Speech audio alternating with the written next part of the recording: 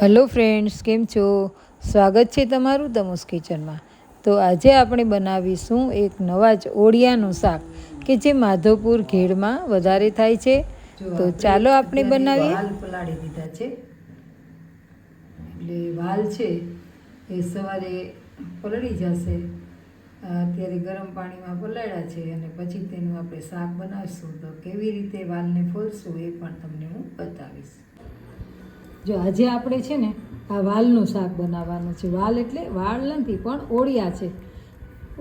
વાલ હોય ને એ એકદમ મોટા હોય અને દળદાળ હોય, અને આ છે ઓળિયા. આ ઓળિયા છે ને એ માધવપુર ઘેડ બાજુ બહુ જ મળે.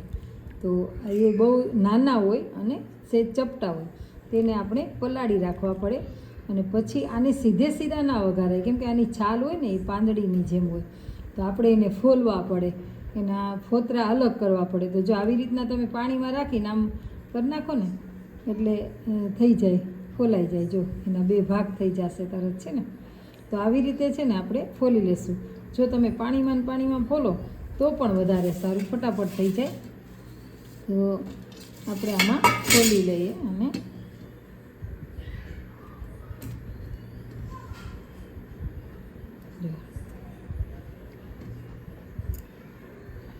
આ છે ને પીંજણવાળું કામ છે.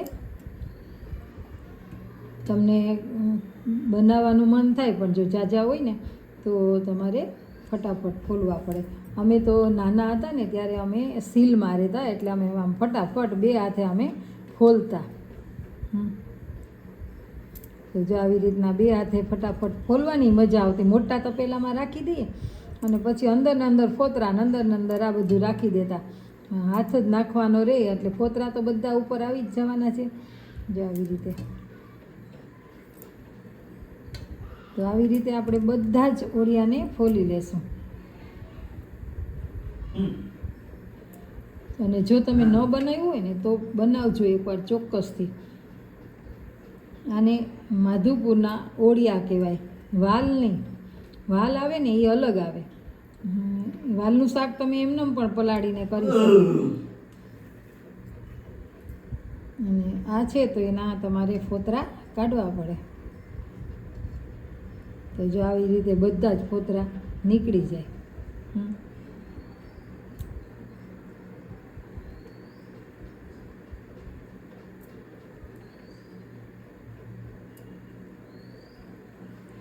નાના છોકરાઓને ફોલવા આપી દો ને તો એને તો બહુ જ મજા આવે.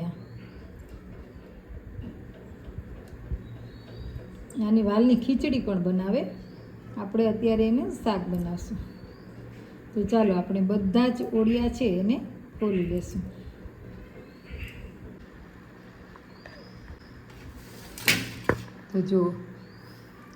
તો જો આપણે આ ઓળિયાને ફોલી લીધા છે. ફોલી લ્યો ને એટલે એકદમ લીસા થઈ જાય.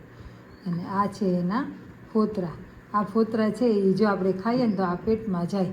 આ ચવાય નહીં અને ખવાય નહીં, એટલે આને આપણે કાઢી નાખવા જોઈએ. તો તમે જુઓ છો ને કે કેટલા બધા ફોતરા નીકળ્યા. અને આને આપણે ખીચડી પણ બનાવી શકીએ, પછી રીંગણાની સાથે પણ શાક બનાવી શકીએ, ભાજીની સાથે પણ બનાવી શકીએ. પણ આપણે તો આજે બસ એમનેમ જ ખાલી કઠોળની જેમ વઘારીશું. તો હું તમને ચાલો બતાવું કે આપણે કેવી રીતે બનાવવા. ખાસ આ માધવપુરના ઓળિયા કહેવાય છે.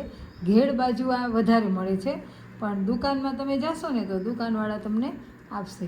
દુકાનવાળા આને વાલ તરીકે જ ઓળખે છે, ઝીણા વાલ. એટલે આને કહેવાય છે ઓળિયા. જે ઓળખતું હોય ને એ જ આને ઓળખી શકે.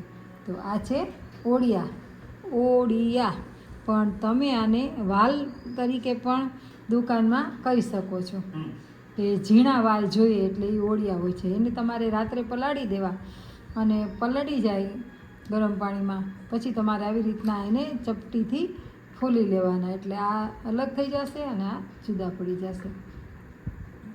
તો જુઓ, હવે આપણે આ ઓળિયાને ધોઈને લઈ લીધા છે. તો હવે આપણે તેલમાં રાઈ નાખી દીધી છે અને થોડું જીરું નાખીશું. આપણે કોઈ વધારે મસાલા કોઈ વાપરવા નથી. આજે હું રીંગણામાં કે નથી કરતી, પણ ખાલી એમનેમ કઠોળ ખવાય ને એવી રીતે વઘારું છું. તો મેં તેમાં હિંગ પણ નાખી દીધી છે, અને હવે આપણે જે આ ઓળિયા છે ને એને પહેલાં ચોળવી લઈએ.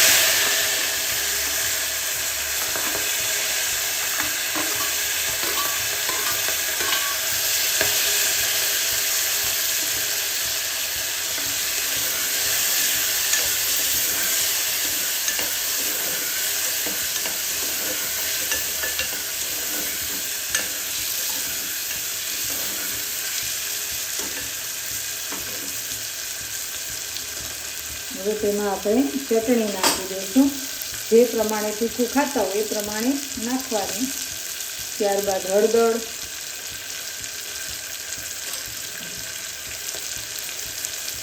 અને નમક નાખવાનું.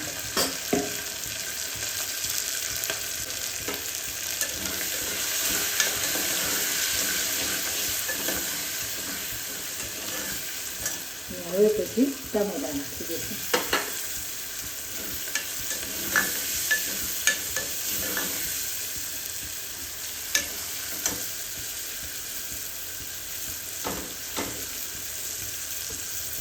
ત્યારબાદ તેમાં આપણે થોડું પહેલાં પાણી નાખશું.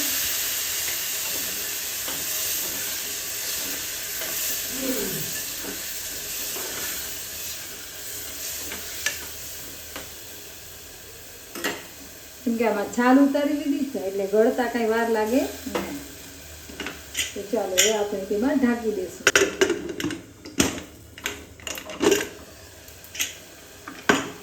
એમાં મેં લસણ નથી નાખ્યું કેમ કે શ્રાવણ મહિનો છે અને પાછો આજે સોમવાર છે એટલે મેં લસણ નાખ્યું નથી. પણ આપણે પછી એકવાર વઘારશું. અમે ખાઈએ તો છીએ જ લસણ શ્રાવણ મહિનામાં,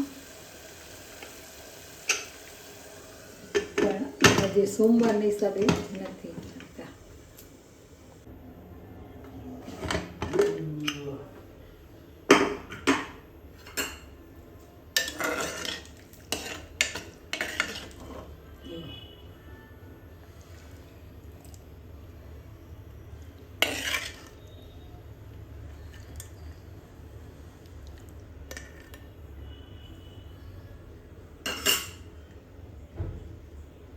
જુઓ તમે કેવું મસ્ત મજાનું શાક બન્યું છે.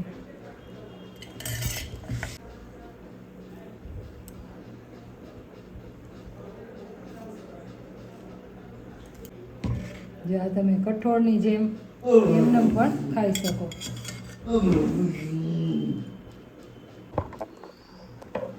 તો આપને આ ઓળિયાનું શાક કેવું લાગ્યું જરૂર કમેન્ટમાં કહેશો.